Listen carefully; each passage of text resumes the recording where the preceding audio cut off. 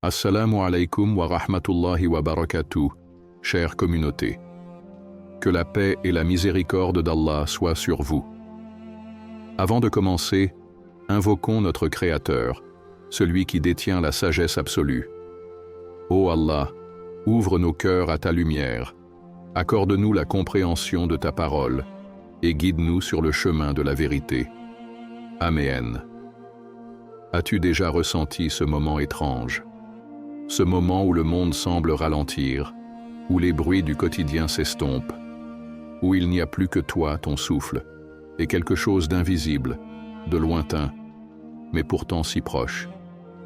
C'est comme si l'univers murmurait une vérité que tu n'es pas encore prêt à entendre. Mais si tu regardes cette vidéo aujourd'hui, ce n'est peut-être pas un hasard. Peut-être qu'Allah veut que tu entendes ce message, maintenant, en ce moment précis. Avant d'aller plus loin, prends un instant pour t'abonner à la chaîne et activer la cloche de notification. Ainsi, tu ne manqueras aucun rappel qui pourrait nourrir ton cœur et éclairer ton esprit, Inch'Allah. Et surtout, reste jusqu'à la fin de cette vidéo, car ce que tu es sur le point d'entendre pourrait bien être une réponse que ton âme attendait depuis longtemps. Nous vivons entourés de bruit, un bruit constant.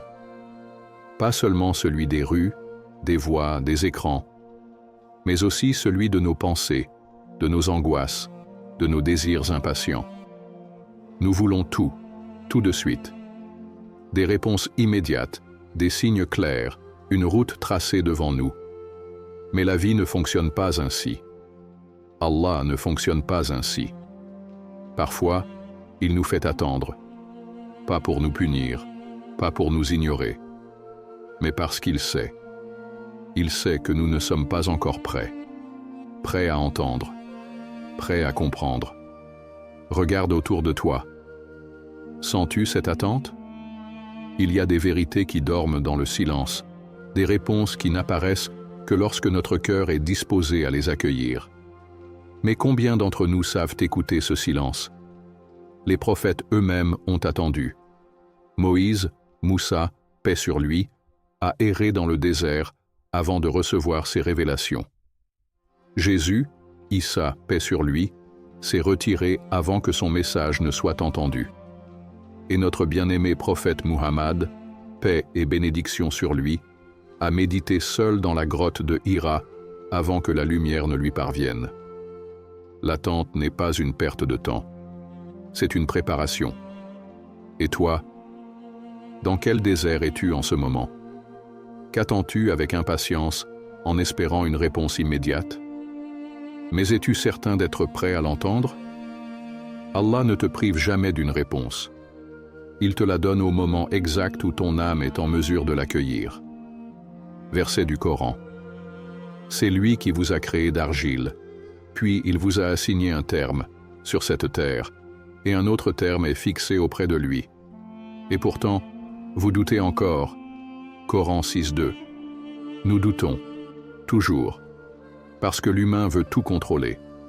Mais avons-nous oublié que c'est lui qui détient les clés du temps? Écoute. Écoute le silence. Il a peut-être plus à te dire que tu ne le crois. Il était une fois un homme qui marchait, seul. Il ne savait plus depuis combien de temps. Des heures, des jours, peut-être plus. Sous ses pieds, le sable brûlait. Dans son cœur, une prière montait. Il avait soif. Une soif qui dépassait celle de son corps. Une soif qui consumait son âme. Il avait prié. Encore et encore. Ô Allah, guide-moi. Ô Allah, montre-moi un chemin. Mais chaque direction semblait être une impasse. Il avançait, convaincu qu'après la prochaine dune, après la prochaine colline de sable, il verrait enfin une oasis. Mais il ne trouvait rien. Rien. Juste plus de vide. L'épuisement l'enveloppait. Son corps ne pouvait plus avancer. Son cœur aussi. Pourquoi? Pourquoi Allah ne lui répondait-il pas? Pourquoi, alors qu'il priait, ses supplications semblaient se perdre dans le vent? Et c'est là, dans ce silence absolu, dans cette soumission totale, dans cette acceptation qu'il ne peut plus avancer seul, qu'il entend quelque chose, Il tourne la tête. Et il voit. Là, à quelques mètres de lui, une source d'eau jaillit du sol, scintillant sous la lumière mourante du jour. Il reste figé un instant, incapable d'y croire. L'eau a toujours été là, mais il ne l'avait pas vue. Alors il comprit. Allah ne lui avait pas donné l'eau au début, parce qu'il ne connaissait pas encore la vraie soif, parce qu'il ne comprenait pas encore la vraie valeur de ce qu'il demandait. Et toi, combien de fois as-tu demandé quelque chose à Allah sans jamais voir de réponse immédiate? Combien de fois as-tu cru que tes prières se perdaient dans le vide, alors qu'Allah te préparait simplement à recevoir ce que tu voulais, au moment où tu serais capable de le comprendre? Tu vois, parfois, la réponse est juste là, devant toi. Mais Allah attend. Il attend que ton cœur soit prêt, que ton âme soit assez ouverte pour recevoir sa sagesse. Verset du Coran. Il se peut que vous détestiez une chose alors qu'elle est un bien pour vous, et il se peut que vous aimiez une chose alors qu'elle est un mal pour vous. Allah sait, tandis que vous ne savez pas. Coran 2:216. Cette section utilise une narration immersive et un rythme lent qui captive le spectateur, le mettant presque à la place de l'homme perdu. Le but est qu'il ressente cette attente, cette frustration, et la révélation finale comme un soulagement. Regarde cette lame. À l'origine, ce n'était qu'un simple morceau de métal brut, sans forme, sans valeur, sans utilité. Mais entre les mains du forgeron, elle subit un processus douloureux. Elle est chauffée jusqu'à devenir incandescente. Elle est frappée encore et encore, pliée, martelée, broyée. Chaque coup pourrait sembler être une destruction. Mais en réalité, c'est une transformation. Allah nous façonne de la même manière. Nous crions vers lui, « Ya Allah, donne-moi la force ». Mais au lieu de nous donner une force immédiate, il nous met face à des épreuves où nous sommes obligés de la trouver en nous.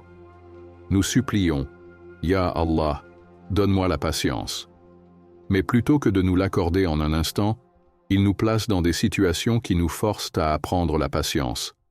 Nous demandons, « Ya Allah, éloigne-moi de la douleur ». Mais parfois, c'est précisément cette douleur qui nous forge, qui fait de nous une version plus forte, plus affinée, plus résistante de nous-mêmes. L'histoire du jeune homme qui cherchait la patience. Il y avait un jeune homme qui priait chaque jour, avec ferveur, « Ô Allah, donne-moi la patience. Ô Allah, fais de moi quelqu'un de patient. » Mais à chaque prière, son quotidien devenait plus difficile. Son patron était plus exigeant. Ses amis le trahissaient. Sa famille lui apportait plus de stress et de frustration. Jour après jour, il se sentait testé, poussé à bout. Un jour, épuisé, il alla voir un sage et lui demanda « Pourquoi Allah ne répond-il pas à ma prière? Pourquoi chaque jour semble pire que le précédent ?» Le sage le regarda et sourit. « Allah ne t'a pas donné la patience en un instant. Il t'a donné des situations où tu pouvais apprendre la patience. » Le jeune homme comprit alors. Les épreuves qu'il affrontait n'étaient pas des obstacles à son invocation. Elles étaient la réponse à son invocation. Les coups que nous recevons ne sont pas des châtiments. Ce sont des ajustements, des affinements, des purifications. Sans les épreuves, nous restons du métal brut. Sans le feu, nous ne sommes pas transformés. Sans les coups, nous ne sommes pas façonnés.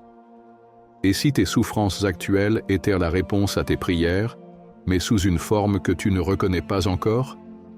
Verset du Coran.